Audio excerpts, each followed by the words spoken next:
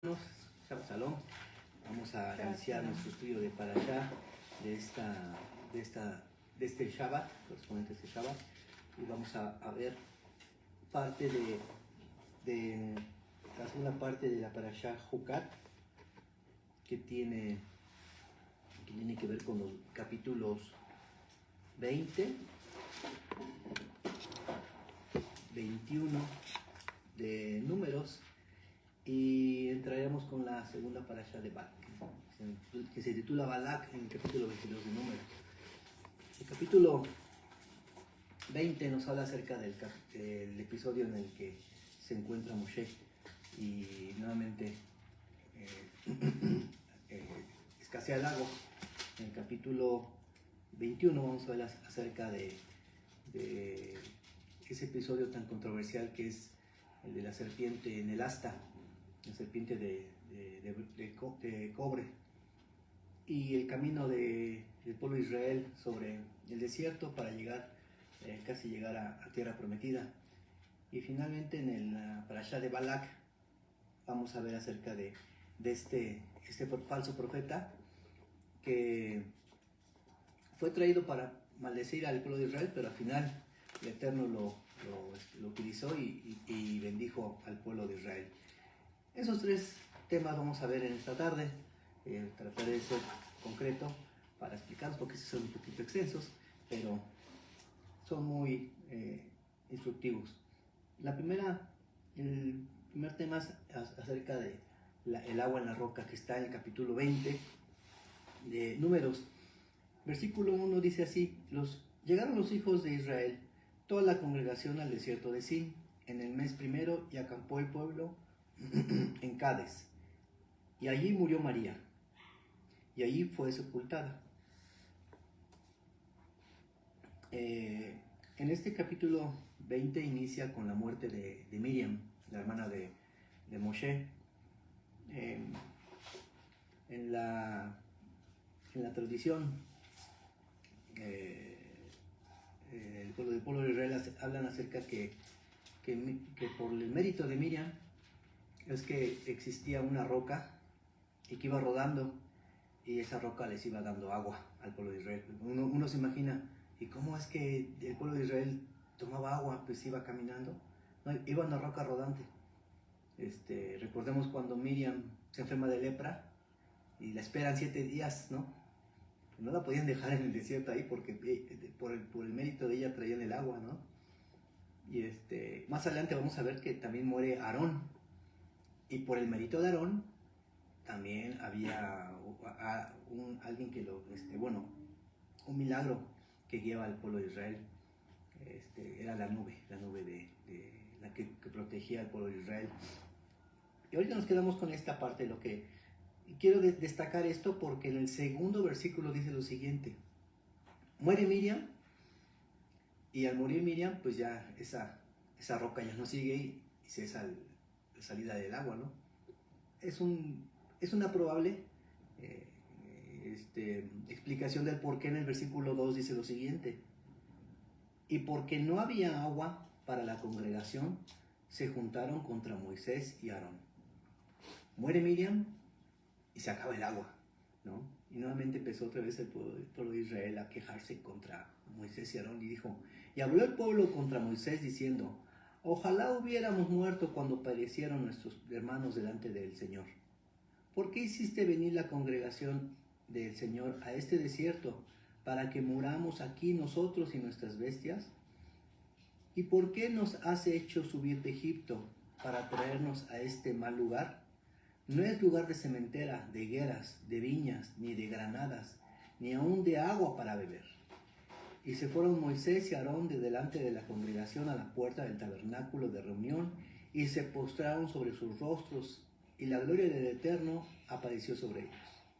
Y habló el Eterno a Moshe diciéndole: toma la vara y reúne la congregación, tú y Aarón tu hermano, y hablad a la peña a vista de ellos, y ella dará su agua, y la sacarás agua de la peña, darás de beber a la congregación y a sus bestias. ¿Sí? Acá quiero detenerme un poco Y quizás ustedes dirán, bueno, se me hace conocido este episodio de que le vaya con la piedra y que le pida que salga agua, pero quizás recordarán, algunos de ustedes dicen, pero es que en esa ocasión le dijo que le pegara, ¿verdad? A la piedra con su vara. Y acá le dice que le hable. Vamos a recordarlo. Es en Éxodo 17, ¿sí? Es en otro lugar, en otro tiempo, pero aquí vuelve a suceder algo parecido así con respecto a que empezó no había agua. Y Éxodo 5, 17, 5, 6 dice así.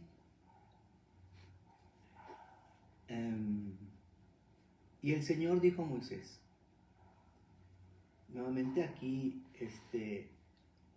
el versículo primero, perdón.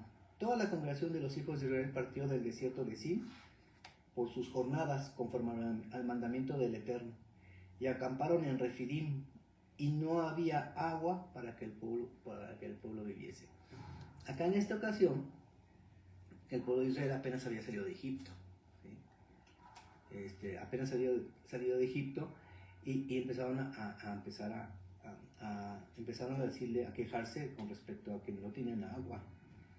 Y el versículo 5 dice, y el Eterno dijo a Moshe, pasa delante del pueblo y toma contigo de los ancianos de Israel, y toma también en tu mano tu vara con que golpeaste el río, y ve, y aquí yo estaré delante de allí sobre la peña de Oreb, y golpearás la peña, y saldrán de ella aguas, y beberá el pueblo. Y Moisés lo hizo así en presencia de los ancianos de Israel. Entonces vemos esos dos versos. Aquí van saliendo, en este verso de Éxodo van saliendo apenas de Egipto, pero en esta ocasión, que estamos aquí en Números, muere Miriam, y ya ubicarnos cronológicamente esto ya después de que han vagado durante 40 años en el desierto dando de vueltas. Y después de ahí ya van a empezar a rodear lo que es Moab. Vamos a ver más adelante lo que es el territorio de Edom, el territorio de los amorreos, y llegan a Moab. Y en la última parasha nos vamos a ubicar cuando llegan hasta casi arriba, llegando a Jericó. Dice que acampa el pueblo de Israel afuera de Moab, y es donde el rey Balak los ve, ¿no? Y es donde nos vamos a ubicar en la segunda parasha, en la que vamos a ver hoy, la parasha Balak. Pero aquí ya en esta ocasión, ya casi están por entrar el pueblo de Israel a la tierra prometida, ¿no? En el Éxodo 17 nos narra cuando apenas iban saliendo. ¿Por qué destaco mucho esto? Porque en esa ocasión se le había dicho a Moisés, golpea la roca, ¿verdad? Golpea la roca. ¿Sí? Y aquí la particularidad de este punto es que dice, háblale para que salga agua, ¿sí? Háblale. Una de las situaciones importantes es que aquí que queremos destacar, es que el Eterno no nos pone a nosotros bajo pruebas o tentaciones. El Eterno lo que hace es ponernos bajo un refinamiento,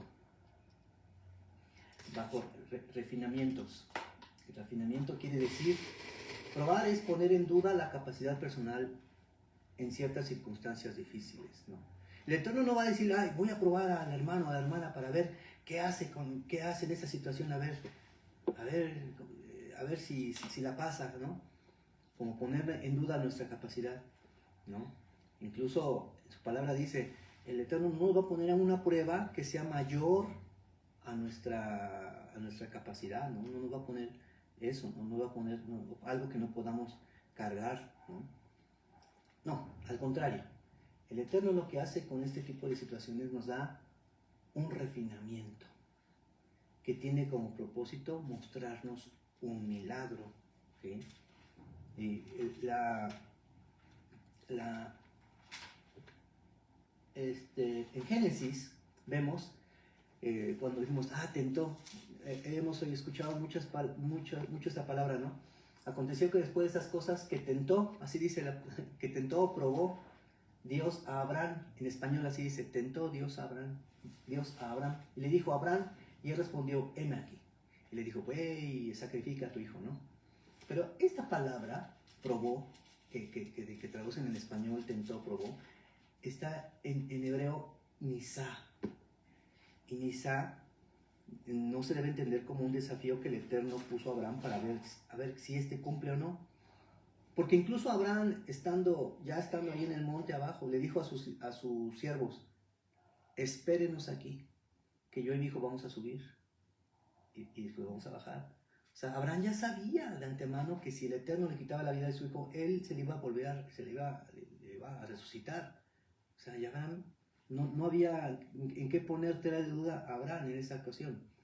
Es una experiencia, un refinamiento que Abraham estaba en espera de ese refinamiento que le iba a dar Dios, esa experiencia que le iba a dar Dios. Entonces, conclusión, nosotros ante las pruebas y las dificultades no debemos tomarlas como una prueba, algo que Dios nos va a poner en duda, no, sino como un refinamiento, como una experiencia que Dios nos hace para que nos vaya moldeando nuestro carácter. En Números, en Éxodo, lo que vimos en Éxodo 17 habla acerca de que dice, y golpea la roca, y acá se denomina como sur, y en Números se le denomina como Sela, así que es una roca, en sur es una roca sólida, y aquí es una roca porosa, se refiere a una roca porosa, como Sela. Y aquí también la cuestión con respecto a lo de los milagros, se escribe en hebreo Nes, milagros, se escribe Nes, se conoce como milagro. Y en Números nos habla acerca de que este milagro que iba a acontecer, bíblicamente debemos de considerar un milagro como aquello que puede ser algo sobrenatural, ¿no? Puede ser algo sobrenatural o algo que es verdadero, ¿no? ¿Qué puede ser algo sobrenatural? Por ejemplo, que de repente se aparezca en una grieta una figura de un ídolo o de una imagen de un ídolo, ¿no? Y dicen, se parece a tal ídolo, se parece a tal dios, a tal santo, ¿no? Y sí, puede ser que sea algo sobrenatural, ¿no? Que sucede, pero eso va en contra de la Biblia, ¿sí? Eso va en contra de la Biblia. Un milagro el verdadero milagro que debe considerarse como bíblico es aquel que va de acuerdo a las escrituras, ¿sí? De acuerdo a las escrituras, por ejemplo, el milagro acerca, por ejemplo, cuando una de las matriarcas que no podía tener hijos y que pudo tener hijos, Ana que pudo tener hijos, eso se considera un milagro porque va de acuerdo a la voluntad de Dios, ¿sí? Algo sobrenatural que va de acuerdo a la voluntad de Dios. Y eso lo destaco aquí porque aquí lo que iba a pasar, lo que comento acá, en Éxodo se hablaba acerca de una roca sólida, sur, y en Números se habla acerca de una roca porosa. ¿Por qué destaco esto? Aquí vemos las diferentes, en Salmo 31, en 40, las diferentes, donde se menciona roca, ¿no? Sur, Sela, en 42, Salmo 31.3, en Deuteronomio 32.4, no sé, también dice, Él es la roca perfecta, ¿sí? Y dice que vaya, la instrucción era que le hablara a la roca, ¿verdad? Que le hablara y que tomara el báculo, ¿sí? Entonces va Moshe va, ¿y qué pasa con Moshe? Cuando dice el versículo 9, entonces Moshe tomó la vara de delante del Eterno como él le demandó, y reunieron Moshe y Aarón a la congregación delante de la peña y les dijo: oíd ahora, rebeldes, ¿os hemos de hacer salir aguas de esta peña? Entonces alzó Moisés su mano y golpeó la peña con su vara 2 veces, y salieron muchas aguas, y bebió la congregación y sus bestias. Posteriormente a ello, por este episodio fue que Moshe ya no pudo entrar a la tierra prometida, porque desobedeció al Eterno. Si lo hemos dicho anteriormente, no le dijo golpea. En Éxodo sí le había dicho golpea la vara, pero aquí no. Aquí le dijo háblale. ¿Cómo actuó Moisés? En el verso 9 que acabamos de leer, Moshe actuó con ira, ¿sí? Estaba sometido ante una situación difícil y actuó con ira. ¿Y cómo le dijo a los hijos de Israel? Rebeldes, así les dijo, rebeldes, ¿sí? Y aquí, por eso destaqué eso de Éxodo 17. En Éxodo 17 ya era un pueblo que salía como un pueblo esclavo, ¿sí? Y como tal, por eso entonces dijo, golpear, porque como esclavos todavía tenían cierta situación para cual manejarla de forma más fuerte. Pero aquí ya el pueblo había vagado casi 40 años por el desierto y ya no era un pueblo esclavo. Entonces aquí ya era un pueblo que ya venía más refinado y sí, tenía una situación difícil ahí, pero no les tenía que gritar ni hablar tan golpeado como lo hizo en el 17, sino ahora hablarles, como le había dicho, ¿no? El Eterno. Moshe dudó de Hashem, ¿sí? Dijo, pero sí, en la otra ocasión me dijo que lo golpeara, ¿no? ¿Y por qué me dijo ahora que le hablara? ¿Cómo le voy a hablar? Uno diría, bueno, pues si le golpeas, pues como que es más creíble que salga agua, ¿no? Golpeándola. Pero hablarle, ¿cómo dudó de Hashem? O sea, ¿cómo le voy a hablar y que salga agua? Pues háblale, dijo el Eterno. Desobedeció la orden de hablarle a la peña. Y dice, no santificó al Eterno con su proceder. Dice más adelante, y dice, y bebió toda la congregación, versículo 12. Y Hashem dijo a Moisés, ya no creíste en mí para santificarme delante de los hijos de Israel, por tanto, no meteréis esta congregación en la tierra que les he dado. ¿Sí? ¿Qué quiere decir esto? Esto quiere decir, dice, no me santificaste. Esta era la oportunidad para que Moshe santificara, distinguiera al Eterno, y el Eterno mostrara sus milagros, que sus milagros no solamente eran de algo sobrenatural, que venían de la naturaleza. Como les dije, era tan fácil pegarle a la roca, bueno, pues le pegas y sale la roca, ¿no? Tan es así que en el primer episodio de Éxodo 17 dice que mandó a traer, dice, aquí nomás dice, ve Aarón y Moshe. Pero en el 17, no se recuerden, dice, y ve con los ancianos, y que te acompañen los ancianos. Como para que digan, ¿no? Para que vean los ancianos que no hay ahí algo escondido, ¿no? Que testifiquen que sí, efectivamente salió agua de que le pegaste a la piedra. Pero acá no le dijo que le acompañaran los ancianos, dije, nomás ve y háblale, ¿sí? El Eterno quería en ese momento revelarse de forma espiritual y mostrar la verdad acerca de cómo es que esa roca iba a cambiar, iba a anularse, dispuesta a renunciar a sí misma, ¿sí? A su condición física de roca, de sólida, ¿no? En este caso porosa, y beneficiar a los hijos de Israel. El propósito original era que cuando esa misma roca Moisés hablara, entonces se manifestara el poder de Dios y el pueblo de Israel dijera, ¿cómo es que con solo hablar cambió la constitución de la roca y se convirtió en agua? y entonces el pueblo de Israel se dejara de quejar, ¿sí? Pero no, dice, por cuanto no creíste en mí, dice la palabra, y debe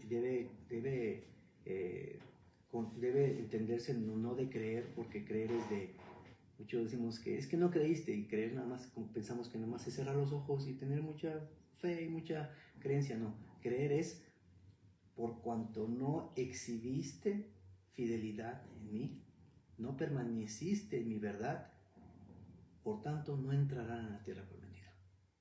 ¿Sí? Aquí quiero hacer un paréntesis. Quizás uno dice, cuando Dios aplica su justicia, la justicia de Dios se tiene que aplicar. ¿Sí? Aquí en este caso, el Eterno, Moshe no le hizo caso al Eterno, se le aplicó su justicia. Y a veces uno dice que Dios es amor, y uno confunde el amor con el amor de Dios con que es misericordioso. No, el amor de Dios sí se debe entender así como misericordia, pero en el sentido de que a través del amor de Dios, Él atenúa, es una atenuación del castigo de Él hacia nosotros, de no darnos lo que nosotros merecemos conforme a nuestras obras, ¿sí? Pero de que siempre habrá justicia, siempre la habrá, ¿sí? En este caso se aplicó la justicia y con Moshe, y no entró a la tierra que había anhelado durante tantos años. ¿Qué podemos entender o qué podemos extraer, qué enseñanza podemos extraer de esta parte? ¿Sí? Salmo 130, 3 al 5, ¿qué nos dice? Salmo 130 del 3 al 5.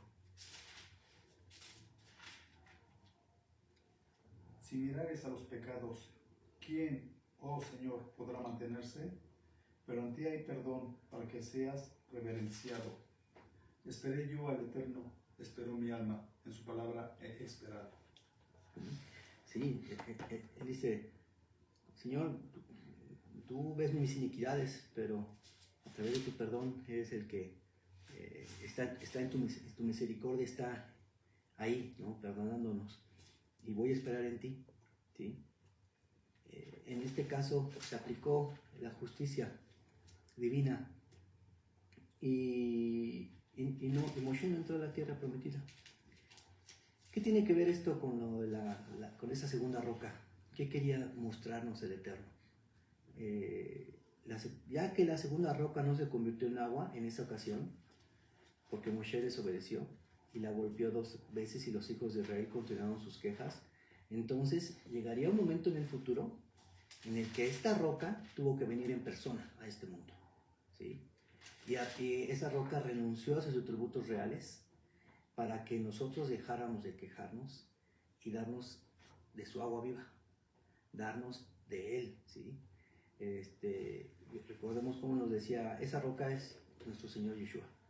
¿Sí? Cuando fue con la samaritana en el pozo de Jacob, ¿cómo le dijo? Te voy a dar de esta agua, de agua viva, de la que no tendrás sed. Y esa precisamente es esa agua que brotaría de esa roca, agua viva, agua de vida eterna. Y cuando en Mateo 16, 18 le dice, cuando estaba en presencia de Kefa, de Pedro, dijo, por eso edificaré mi iglesia sobre esta roca, ¿verdad? Sobre esta cela, que en Keifá, en arameo, dice, edificaré mi iglesia. Y no se estaba refiriendo al apóstol Pedro, ¿verdad? Sino que en Mateo 16, 18, sino que se estaba refiriendo a él mismo, sobre esta roca. Esta roca es donde va a edificar, esa roca que Yeshua, que vino a renunciar sus atributos para darle de beber al pueblo de Israel, ¿sí? Él se vino a este mundo disminuido. La primera roca y la segunda roca. La primera roca también es prefiguración del Mesías, de Mashiach, porque la primera roca, cuando vino a este mundo, tuvo que ser golpeada y muerta por nosotros, por cuestión de nuestros pecados. la segunda roca no tenía que ser golpeada. Esa segunda roca iba a venir y convertida ya para darnos vida totalmente a nosotros. Decían un comentarista que la parashá es una parashá. Las parashás son mesiánicas, las parashot son mesiánicas, porque dice, porque si creyeres, dice el Evangelio, porque si creyeres a Moisés, dice el Eterno dijo así, Yeshua, porque si creyeres a Moisés, me creeríais a mí, porque de mí escribió él. Pero si no creéis a sus escrituras, ¿cómo creéis a mis palabras? También dice en otra parte del Evangelio, escudriñad las escrituras, porque a vosotros os parece que en ellas tenéis la vida eterna, y ellas son las que dan testimonio de mí, ¿sí? De Yeshua. Entonces, dicen, es que habla de le da un sesgo mesiánico. Es que en eso toda la palabra es así. Alguna vez yo decía un término, es cristocéntrica. Todo tiene, ahí está revelado Mashiach, y más en la Torah, ¿no? En la Parashá. Aquí está revelado Mashiach en la roca, ¿sí? Y vamos a ver más adelante en los siguientes capítulos, en la siguiente Parashá, que vamos a ver cómo es que también vamos a ver otra vez cómo se revela el carácter Mashiach también en esta parasha.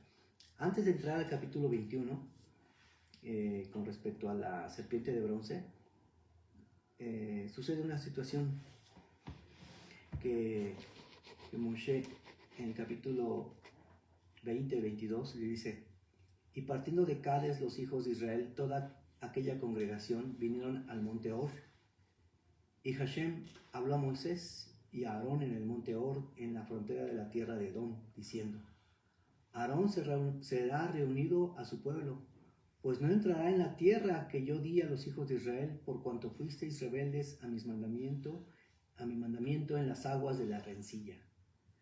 Toma a Aarón y a Eleazar su hijo, y hazlo subir al monte de Or, y desnuda a Aarón de sus vestiduras, y viste con ellas a Eleazar su hijo, porque Aarón será reunido a su pueblo, y allí morirá. Y Moisés hizo como el Eterno le mandó, y subieron al monte de Or a la vista de toda la congregación. Y Moisés desnudó a Aarón de sus vestiduras, y se las vistió a Eleazar su hijo. Y Aarón murió allí en la cumbre del monte. Y Moshe y Eleazar descendieron del monte, y vieron toda la congregación que Aarón había muerto. Le hicieron duelo por 30 días todas las familias de Israel. Aquí, como pequeño comentario, quiero decir que sí vale la pena comentarlo. Vimos la muerte de Miriam, y aquí muere Aarón.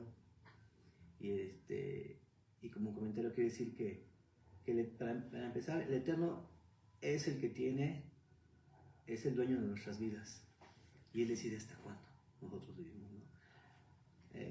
Aquí qué gran bendición, ¿no? Bueno, bendición, y también qué difícil haber sido para Aarón decir: ¿sabes qué? Ya, hasta aquí vas a quedar, ¿no?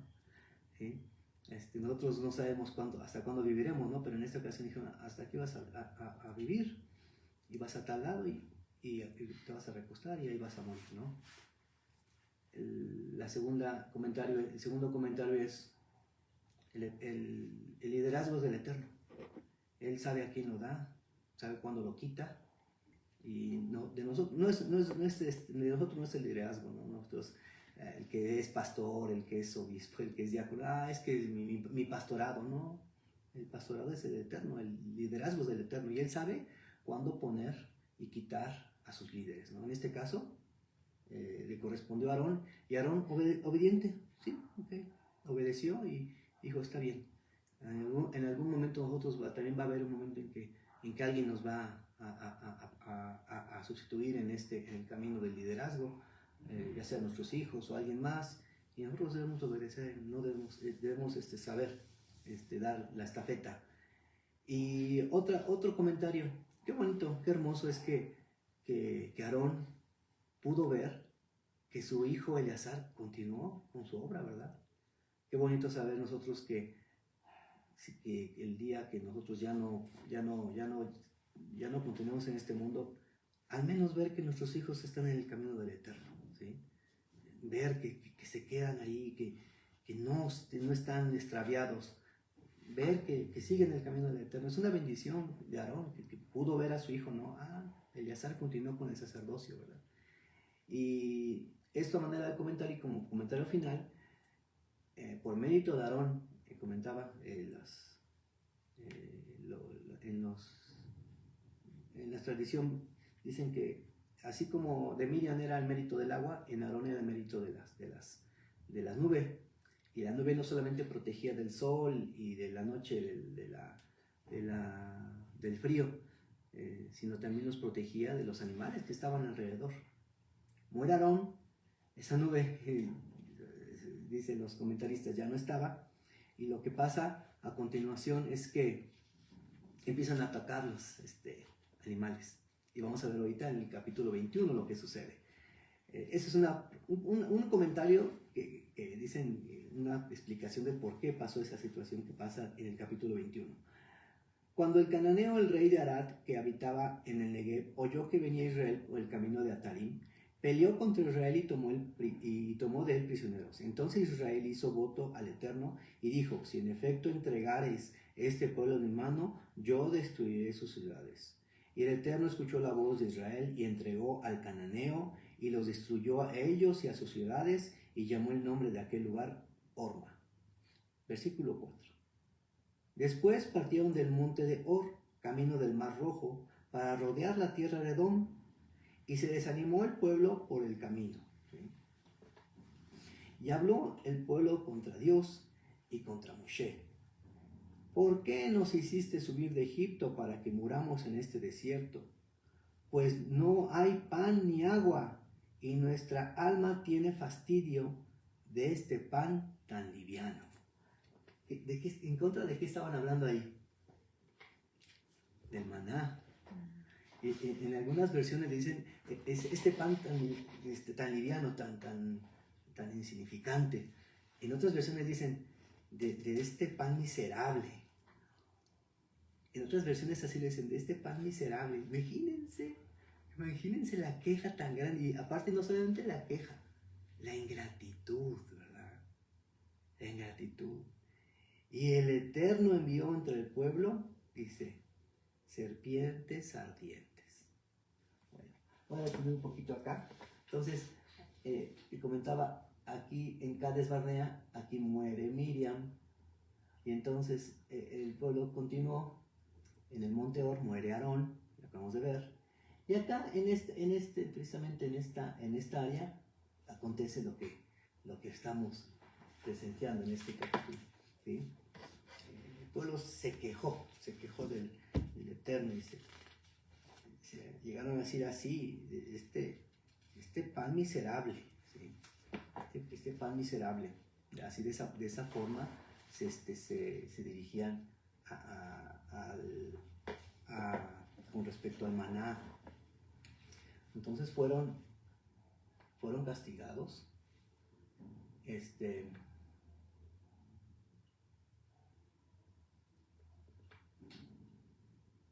Comentaba que Aarón era la nube.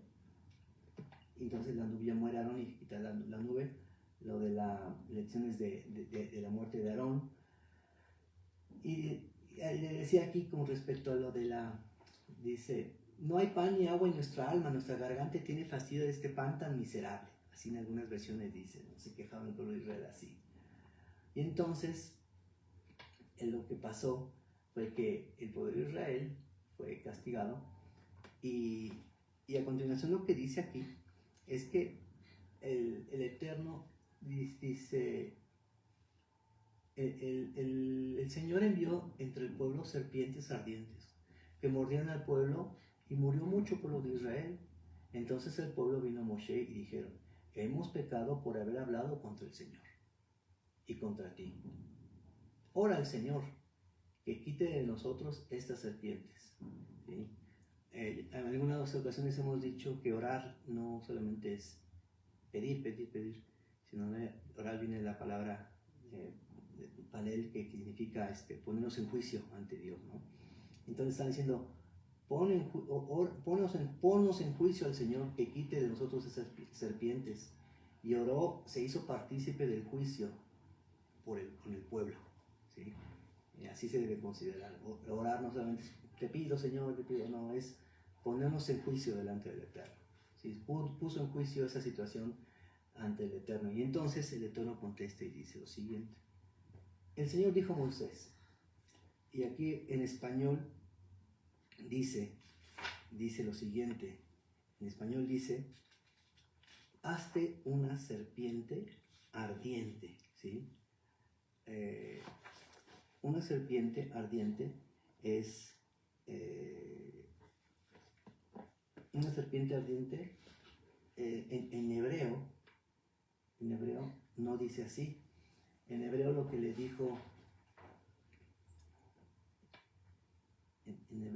dijo, hazte una saraf, ¿sí? Hazte una saraf, ¿sí? Y en el capítulo anterior dice que les mordieron unas nehashim serafim, ¿sí? Unas serpientes ardientes. Y dice, unas nehashim serafim mordieron al pueblo de Israel. Y el Eterno dice, hazte una saraf, ¿sí? Y a continuación el versículo que dice, el versículo siguiente, dice así. Entonces el pueblo vino a Moshe, y versículo 9, y Moisés hizo una serpiente de bronce. Y Moisés lo que hizo fue una Nehash Nehoshet.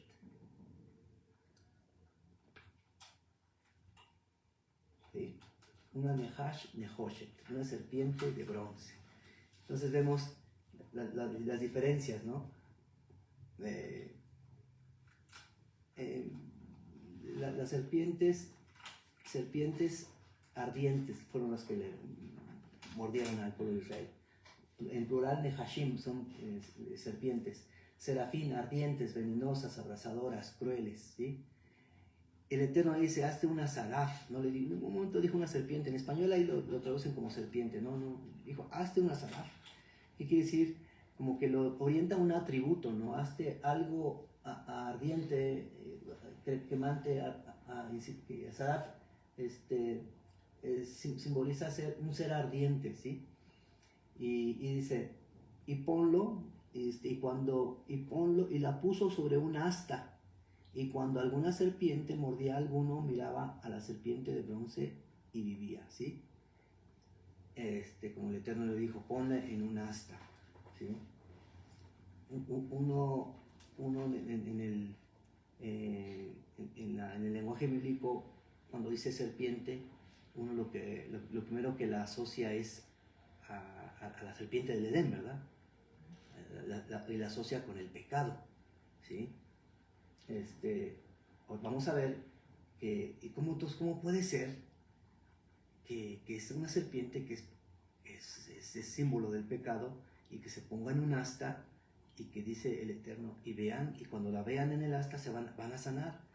¿Cómo es posible que esto, símbolo del pecado, dé sanidad, ¿no?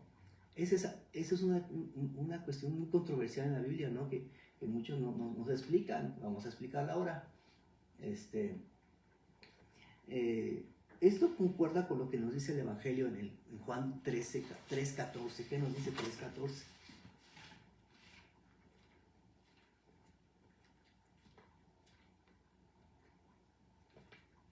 ¿3:14? Sí. Y como Moisés levantó la serpiente en el desierto, así es necesario que el Hijo del Hombre sea levantado. Entonces aquí estamos viendo que el Evangelio asemeja a la serpiente con Mashiach. ¿Cómo es esto? Quiero adelantar un poquito. En Gematría, Nahash tiene las letras de esta palabra Nahash es 300 más más 8 más 50 da el total de 358. Y la palabra Mashiach se compone con una mem de 400, luego 300 la shin, la yod de 10 y el hei, het, equivalente a 8, y su suma es la misma que Nahash. ¿Sí? Entonces dicen, caray, ¿cómo es esto? ¿Cómo es que esto simboliza Mashiach, ¿no? Y como incluso en el Evangelio se lo compara con, cuando la serpiente de bronce, bueno, también el Mashiach también va a estar colgado en el madero. Eso tiene la siguiente explicación. Dice, de entrada, el Eterno no le había dicho a Moshe que hiciera una serpiente. No le dijo, haz un saraf, un ser ardiente, ¿sí? Y ni siquiera le dijo el material que había de elaborarse. No le dijo, y va a ser de cobre o algo brilloso, no. Hazte un saraf, algo ardiente, ¿sí? Y ya Moshe, él, su inteligencia, él en su discernimiento, dice, bueno, pues voy a hacer algo así, una serpiente de un material de cobre, el cobre es algo rojo. El cobre, lo rojo del cobre, es símbolo del pecado. Ya vemos en Isaías en un versículo que dice, si sus pecados fueran rojos como la grana, serán limpios como la lana, ¿no? Así dice en Isaías 1:11, me parece. El atributo del cobre es y el tabernáculo igual, el tabernáculo tenía así igual elementos de cobre en sus afueras. Luego las basas de lo que era la tienda eran de plata, y hasta el fondo se encontraba el oro, lo que estaba dentro. Esto nos está mostrando una transición de nuestra humanidad. Nosotros, el cobre está afuera, que es lo pecaminoso. Cuando nos empezamos a ser transformados, poco a poco nos vamos, empezamos a ser transformados como en plata. Y finalmente, cuando llegamos a ser de su imagen y semejanza, vamos a ser como el oro, ¿sí? De igual forma, las Meshaham Sefarim mordían de forma ardiente, y Moisés hizo una serpiente de cobre roja. El objetivo era que todo el que lo vea vivirá. El rojo, como lo habíamos comentado, representa el pecado, y una serpiente de cobre simboliza el pecado, ¿sí? Colgada en un asta. Y dice que en esta asta iba a ser puesta esta serpiente en un asta, de tal manera que cuando la luz del sol brillara sobre ella, iba a ser ese efecto del cobre, que brillara, ¿sí? Y era lo que le iba a dar la sensación de que estuviese ardiendo. Por eso le dijo, hazte un saraf. En el pensamiento de Moisés, ¿cómo le voy a hacer? Como cobre, rojo. Y ya cuando lo estén viendo los israelitas con el sol, iba a dar la sensación de que estaba ardiendo. Esa es la idea que Moisés quiso transmitir con esa serpiente de cobre, como se encuentra acá simbolizado, ¿verdad? Estaba simbolizando cómo el pecado iba a ser consumido por el sol, por el fuego del sol, por Dios. ¿Y acá qué tiene que ver el sol? El sol es el sol de justicia, ¿sí? En Salmos 84:11, ¿qué nos dice? Y Malaquías 4:2.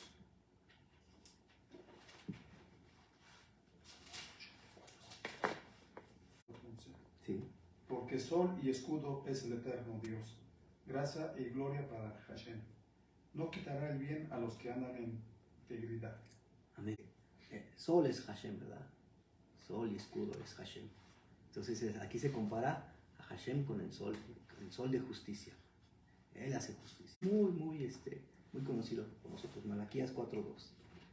Mas a vosotros los que teméis mi nombre, nacerá el sol de justicia, y en sus alas traerá salvación, y saltaréis como becerros de la manada. Es un versículo que lo acerca también de la mesianidad. A Yeshua, al Mesías, se le conoce como el sol de justicia, ¿sí?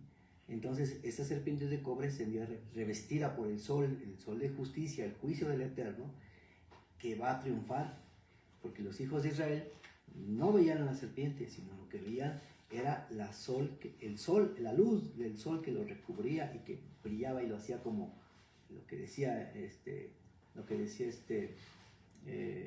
le ordenó el Eterno a Moshe: hazte una hash, algo brillante, resplandeciente, ardiente, ¿verdad? Y eso fue lo que Mashiach es la antítesis perfecta del Nahash. Dice en 1 Juan 3:8: porque he venido a deshacer las obras de las tinieblas. Cada aspecto que Satanás había corrompido en este mundo, Mashiach lo iba a restaurar, a revertir su efecto. Entonces parece paradójico cómo es que a través de una serpiente, de ahí se iba a revertir ese efecto de la serpiente del pecado con la sanidad, ¿verdad? Por eso es tan controversial este episodio de la serpiente. Muchos incluso dicen: ¿cómo es que el Eterno permitió que se llevara a cabo esa figura idolátrica, ¿no? E incluso muchas denominaciones toman como base esto: no, es que por eso nosotros tenemos ídolos, ¿no? Porque así como Moshe, ¿no? La serpiente, no, aquí lo que quería prefigurar a través de esta parte es que lo que se quería prefigurar era la figura de Mashiach, ¿sí? La figura de Mashiach, que más adelante vamos a ver que él, como murió en un madero, como lo dice Gálatas, él se hizo maldición por nosotros, ¿verdad? Porque en el madero él cargó él se hizo pecado y cargó con todos nuestros pecados en el madero. Y en el madero también, como dice, que lo vimos en las lecciones anteriores, así como la vaca roja, dice que se consumió todo, ¿verdad? Se consumió por el fuego, así como ahorita en esta ocasión, ¿no? Se consume por fuego ese pecado, y dice: consumado es, ¿sí? Por eso dijo: consumado es. Acá le vemos, perdón, en Isaías. Dice: todos nosotros nos descargamos como ovejas, nos apartamos cada cual por su camino, pero Hashem hizo que cayera sobre él la iniquidad de todos nosotros, ¿sí? Y cargará las iniquidades de ellos, llevando él el pecado de muchos, ¿sí? Aquí se simboliza en la serpiente. Yeshua cargó con el pecado y con todos los pecados para liberar a todos los que ponen su mirada y su concentración fija en lo que él hizo cuando murió en el madero. 1 de Pedro 2:24. Y él mismo llevó nuestros pecados en su cuerpo, ¿sí? Sobre el madero, a fin de que muramos al pecado y vivamos a la justicia, porque por sus heridas fuimos sanados. Por eso es que dice: consumado es, cuando murió, ¿sí? Entonces, como podemos decir en Juan 3:14, como Moisés levantó la serpiente en el desierto, así es necesario que sea levantado el Hijo del Hombre, para que todo aquel que en él cree, todo aquel que en él exhibe fidelidad en él, todo aquel que exhibe fidelidad hacia él, debido a él y por causa de él, tenga vida eterna.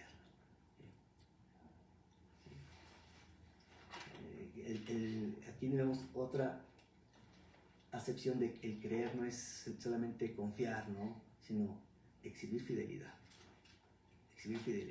hacia él, por causa de él, ¿sí? Para que tengamos vida eterna, ¿sí? O sea, nuestra salvación no es por nosotros que creamos, no, sino por la fidelidad del Eterno, que es por eso nuestra salvación, ¿sí? Como conclusión de esta parte, dice, aquí el punto era: hazte este saraf, ¿verdad? Y todo aquel que lo vea se sanará, ¿verdad? ¿Qué nos dice Hebreos 2:3?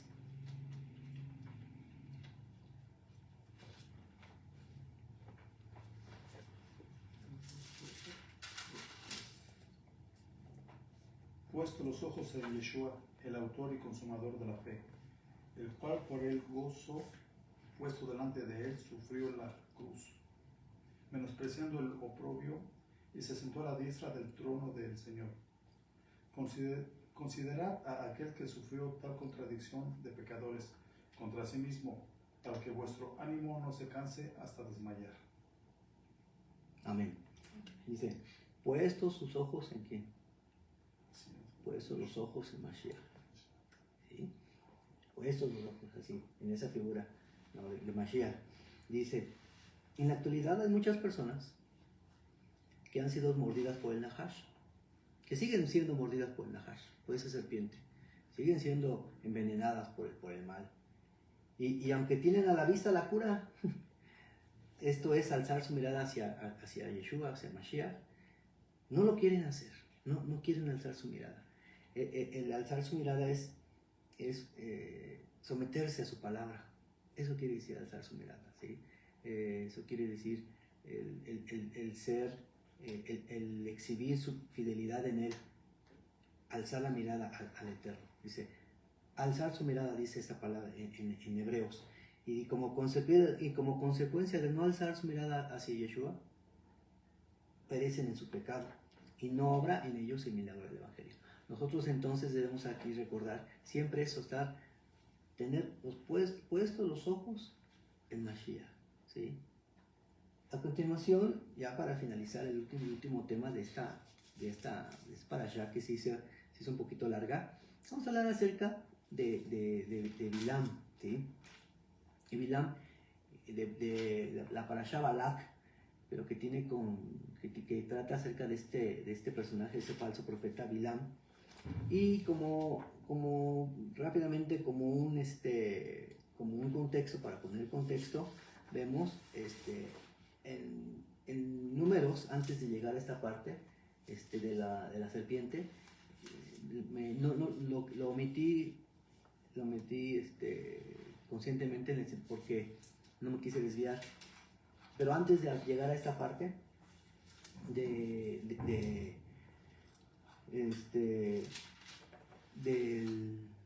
capítulo 22, perdón, de Números, habla acerca de que el pueblo de Israel quería pasar por Edom, ¿sí? Por la tierra de Edom, y Edom no los quiso dejar pasar, entonces tuvieron que rodear la tierra. En el capítulo 21, como lo acabamos de leer, Israel venció al rey de Arad. Después, en los versículos siguientes de este proceso de la serpiente, dice que los israelitas rodean la tierra de Moab, no entran a la tierra de Moab, y dice que llegan y acamparon en Obot, versículo 11, y partiendo de Obot acamparon en Ije Abarim, en el desierto que está enfrente de Moab al nacimiento del sol, y dice que acamparon en el valle de Seret, y de allí partieron y acamparon al otro lado de Arnón, que está en el desierto y que sale en el territorio del amorreo, porque Arnón es el límite de Moab, entre Moab y el amorreo, ¿sí? Y en el versículo 21 dice, entonces envió Israel embajadores a Sehón, rey de los amorreos, diciendo, Sehón comentaban que es un gigante, pasaré por tu tierra, no nos iremos por los sembrados ni por las viñas, no beberemos las aguas de los pozos, por el camino real iremos hasta que pasemos por tu territorio. Mas Sehón no los dejó pasar. Con Edom no los dejó pasar, pero dijo, bueno, ahí no pasó nada, entonces Israel se siguió derecho. Pero Sehón no dejó pasar, no solamente no los dejó pasar por su territorio, sino que juntó Sehón todo su pueblo y salió contra Israel en el desierto, ¿sí? Y peleó contra Israel. Y de igual forma, también Israel derrotó a Og de Basán. Versículo 32. También envió Moisés a reconocer a Jazer, y tomaron sus aldeas y echaron al amorreo que estaba allí, y volvieron y subieron camino a Basán, y salió contra ellos Og, rey de Basán, él y todo su pueblo, para pelear en Edrei. Entonces el Eterno dijo a Moshe, no le tengas miedo, porque en tu mano lo he entregado, a él y a todo su pueblo y a su tierra. Y harás de él como hiciste de Sehón, rey de los amorreos que habita en Hesbón. E hirieron a él y a sus hijos y a toda su gente, sin que le quedara uno, y se apoderaron de su tierra. ¿Por qué quise dar esta pequeña introducción? vemos que Israel viene como aplanadora, desde el camino cuando rodeó a Edom, rodea la tierra de Moab, pasa con los amorreos, y ya vemos este rey, el rey de Sehón y el rey de Og y en Basán, y los derrota. Y siendo esos reyes, en la tradición se comentaba que estos dos gigantes eran los que protegían de las invasiones a toda esa región. Si Israel venció a estos dos gigantes, dice el capítulo 22 así: partieron los hijos de Israel y acamparon en los campos de Moab junto al Jordán frente a Jericó. Entonces ya estaban por llegar a la tierra prometida. Ahí se quedaron arriba, ¿sí? Frente a Jericó. Y vino Balac, hijo de Zippor, todo lo que Israel había hecho. Y vio Balac, hijo de Zippor, todo lo que Israel había hecho al amorreo. Y Moab tuvo gran temor a causa del pueblo, porque era mucho, y se angustió Moab a causa de los hijos de Israel. Y dijo Moab a los ancianos de Madián: ahora lamerá esta gente todos nuestros contornos, como lame el buey la grama del campo. Y Balac, hijo de Zippor, era entonces rey de Moab. ¿Sí? ¿Qué vemos aquí? Dice, ya venían los israelitas devorando todo, ¿no? A su paso, ¿no? Casi.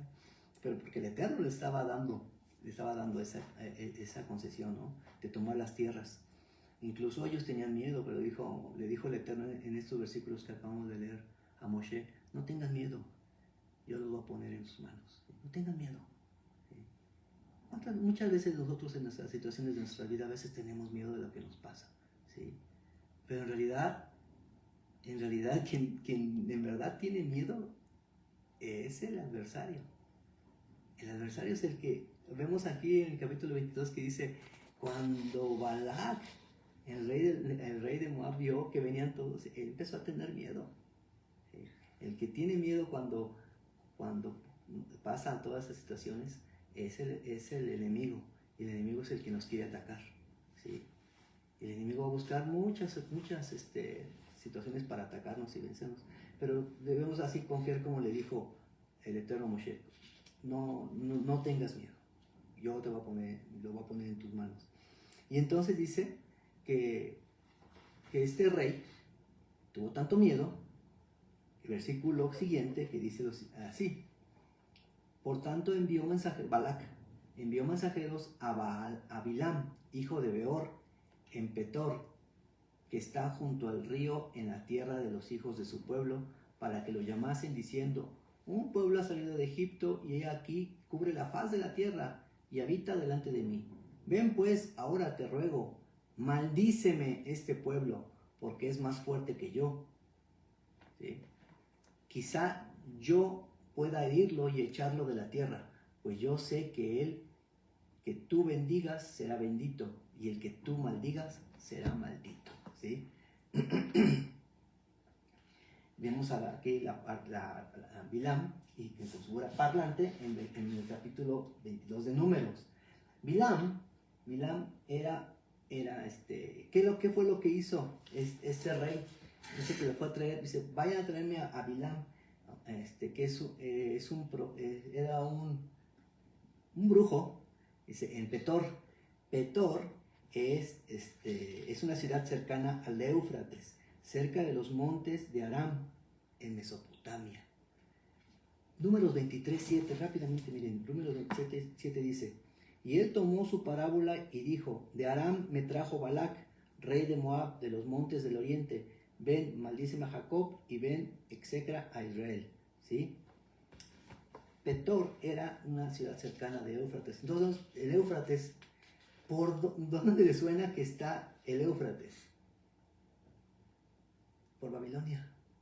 Entonces, imagínense, de donde era de Israel hasta Babilonia lo fue a traer. ¿Sí? Y Balaam no era un profeta de Dios, no, era un brujo que mandaron a traer de Mesopotamia, que según el Targum de Jonatán, Bilam era de la escuela de Labán, suegro de Jacob.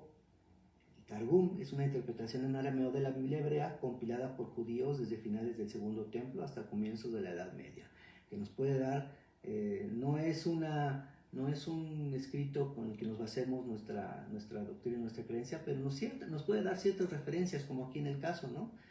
Según el Targum, y quién era Bilam, y hasta Mesopotamia, entonces dicen que era de la escuela de Labán.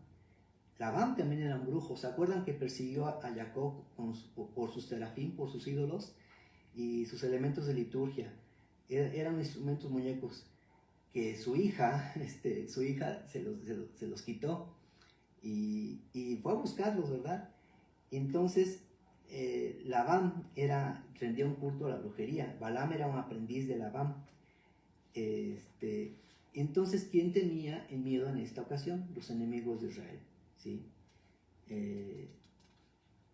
¿Quién debe tener miedo? Quien debe tener miedo a nosotros es el enemigo, no nosotros. El rey Balac mandó a traer un brujo mayor para que debilitara al pueblo. ¿Sí? Tráeme, y se dice el versículo, vamos a ver cómo dice aquí: te ruego, maldíceme este pueblo, porque es más fuerte que yo. Quizás yo pueda herirlo y echarlo de la tierra. O sea, ¿qué quería hacer él? Debilitarlo, ¿no? No lo acabes, nomás maldícelo para que yo lo pueda herir y yo lo pueda acabar, ¿no? O sea, debilitarlo, ¿sí? Maldíceme. Y aquí vamos a ver nosotros, ¿cuál es la acepción que nosotros tenemos de maldecir y de bendecir? ¿Sí? El concepto de bendición y de maldición del mundo es igual al concepto bíblico de maldición y bendición. No, ¿sí? Aquí estamos viendo el concepto de maldición del mundo. El concepto de maldición del mundo viene de la palabra merá, que en hebreo es maldición, que consiste en hebreo es en ser quitado de la promesa, estar desamparado, no haber sido injertado o haber sido separado del árbol de la promesa del Eterno. Ese es el concepto de maldición. Vean lo que nos dice en Juan 7:49, el Evangelio de Juan 7:49.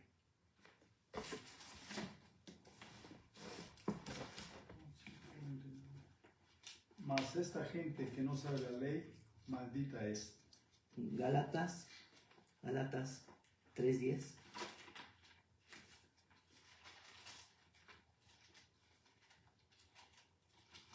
Porque todos los que dependen de las obras de la ley están bajo maldición, pues escrito está: maldito todo aquel que no permaneciere en todas las cosas escritas en el libro de la ley para hacerlas.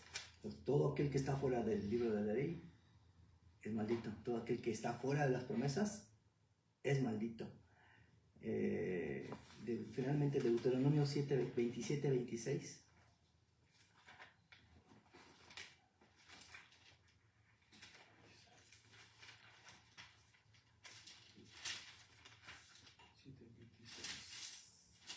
¿Siete?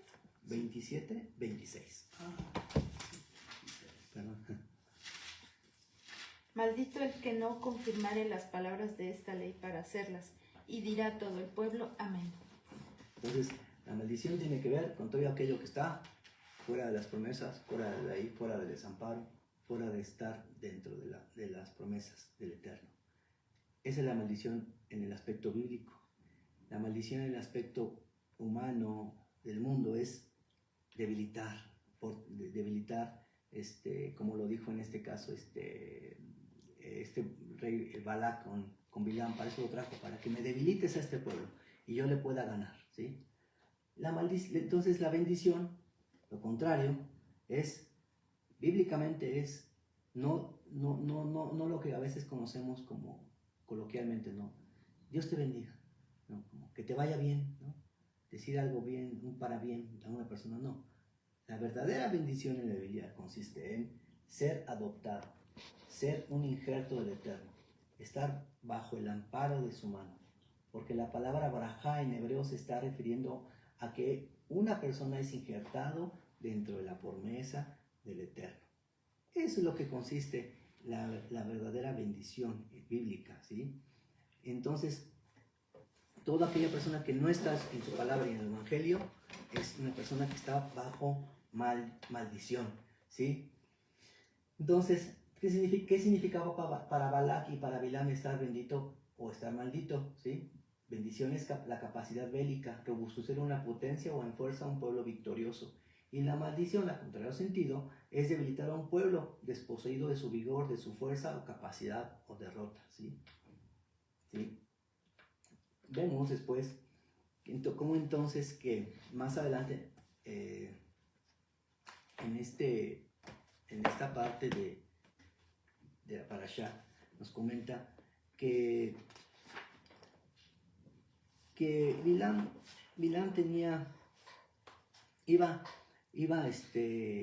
iba por dos situaciones. Tenía que optar por una de las dos cosas: o ir en pos de la plata y el oro, o salvarse de la reprensión del Eterno. ¿Qué sucedió? ¿Qué fue lo que con respecto a lo que él llegó? Judas 1:11.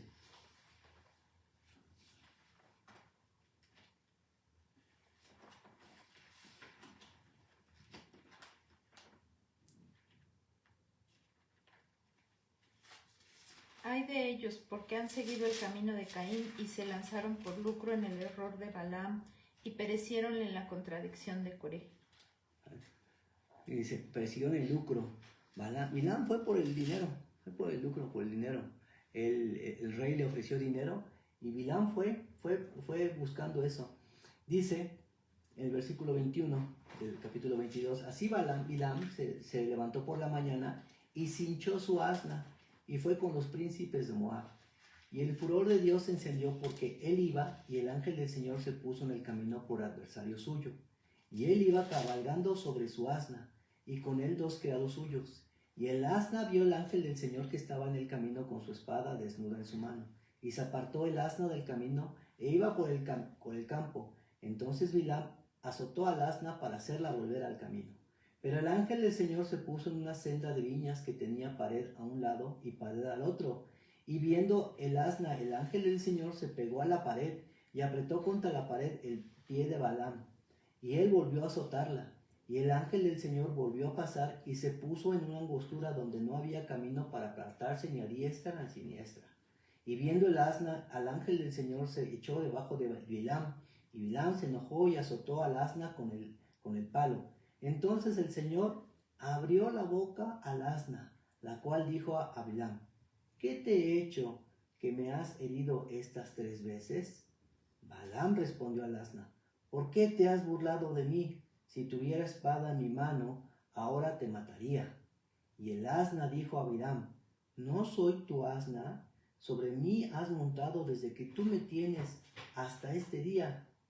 ¿He acostumbrado a hacerlo así contigo? Y él respondió, no. Aquí vemos una situación con respecto al ánimo de Bilam. Bilam iba con el dinero, ¿sí? Y él no le importó. Vemos en este caso cómo le responde la asna. Dice, tú me tenías desde que tú me tienes hasta este día. ¿Cuántos de nosotros hemos tenido un animalito por mascota? ¿Sí? Quizás algunos desde muy pequeñitos, desde cachorritos lo hemos tenido. Y qué cruel, qué desalmado, que quizás que le hagamos, que piensen por un momento hacerle algo mal a su animalito, a su mascota, por dinero, por conseguir el objetivo. Qué cruel era Bilam, ¿no? Aquí vemos entonces cómo era la calidad de humano de Bilam, ¿no? Él no le importaba nada, como dice Judas, él fue, como dice el Evangelio ahí en el libro de Judas, él fue por el dinero, ¿sí? Por el lucro, ¿sí? Se encegueció, ¿sí? Y era tan cegado estaba que mejor un animalito vio al ángel, ¿sí? que el mismo Bilam, que era humano, ¿no? Vemos entonces cómo esta persona tenía una conciencia muy desalmada y a pesar de ello, a pesar de que este rey malvado, Balac, lo manda a traer, y a pesar de la condición humana de Bilam, ¿qué fue lo que hizo el Señor con él? Lo utilizó, como a Nabucodonosor le dijo, mi siervo Nabucodonosor, y no porque Nabucodonosor fuera un profeta o un hombre de Dios, no, porque Dios utilizó a Nabucodonosor para su obra. Así también el Eterno utilizó a Bilam para su obra, ¿sí? Una a través en lugar, le salió, como dice coloquialmente, le salió el chirón por el palito a Balac. Balac quería el rey maldecir al pueblo de Israel. ¿Y qué pasó? Trajo a Bilam y Bilam lo bendijo, ¿sí? Una de las bendiciones que dijo, me parece que son 7 bendiciones, una de esas bendiciones que dijo, se encuentran aquí en esta parte, número 23, del 6 al 10. Desde Aram me ha traído Balac, rey de Moab, desde los montes del oriente. Ven y maldíceme a Jacob, ven y condena a Israel. ¿Cómo maldeciré a quien Dios no ha maldecido? ¿Cómo condenaré a quien el Señor no ha condenado? Porque desde la cumbre de las peñas lo veo, y desde sus montes lo observo. He aquí, es un pueblo que mora aparte, y que no será contado entre las naciones. ¿Quién puede contar el polvo de Jacob, o enumerar la 4ª parte de Israel? Muera yo la muerte de los rectos, y sea mi fin como el suyo. Esta parte quiero destacarla. He aquí, es un pueblo que mora aparte. ¿Sí? Ahí está diciendo una gran bendición al pueblo de Israel. Ese pueblo va a distinguirse, dice, no será contado entre las naciones, va a ser distinguido, va a ser aparte, va a ser apartado. ¿Sí?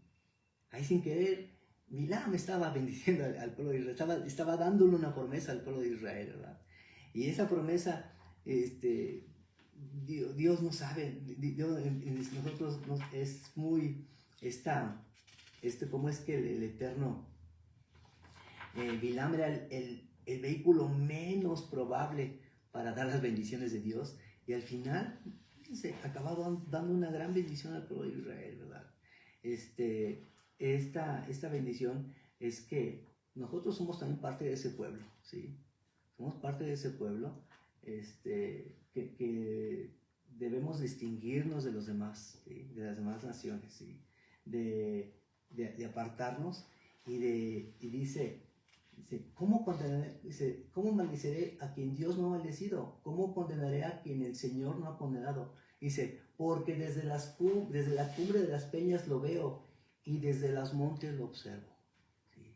El Señor siempre nos tiene bajo su mirada, como pueblo suyo. Él nos cuida, nos lleva, nos bendice. Con esto quiero terminar esta parasha, con respecto a que al final Balac quedó frustrado porque lejos de haber conseguido su objetivo, el pueblo de Israel fue bendecido, y vemos que a la postre el pueblo de Israel continuó con su camino, y a la postre conquistó a la tierra de Canaán, ¿no? ¿Y qué resta a nosotros? Aprender de estos episodios de la palabra del Eterno, cómo es que el Eterno utiliza los medios para bendecir a su pueblo, por muy difícil que se torne la situación, ya sean por serpientes, ya sea por cuestiones, en el caso de enemigos. El Eterno siempre cuida a su pueblo, el Eterno siempre nos cuida, siempre nos protege, siempre pone, incluso a personas que aparentemente irían en contra de él, el pueblo lo termina incluso bendiciendo, ¿no? ¿Cuántas veces nosotros decimos, esta persona que nos iba a hacer algún daño, nos termina haciendo bien, ¿sí? El Eterno nos cuida, esa enseñanza debemos de quedarnos, en tener siempre, ser fieles al Eterno, en que todas las situaciones difíciles que nos pongan no las debemos de ver como pruebas, sino como una circunstancia a través de la cual Él nos va refinando poco a poco, ¿sí? Como es su palabra, poco a poco, para que la obra que empezó en nosotros la perfeccione hasta el día de Yeshua. Dios bendiga su palabra, hermanos, y Shabbat Shalom. Shabbat shalom.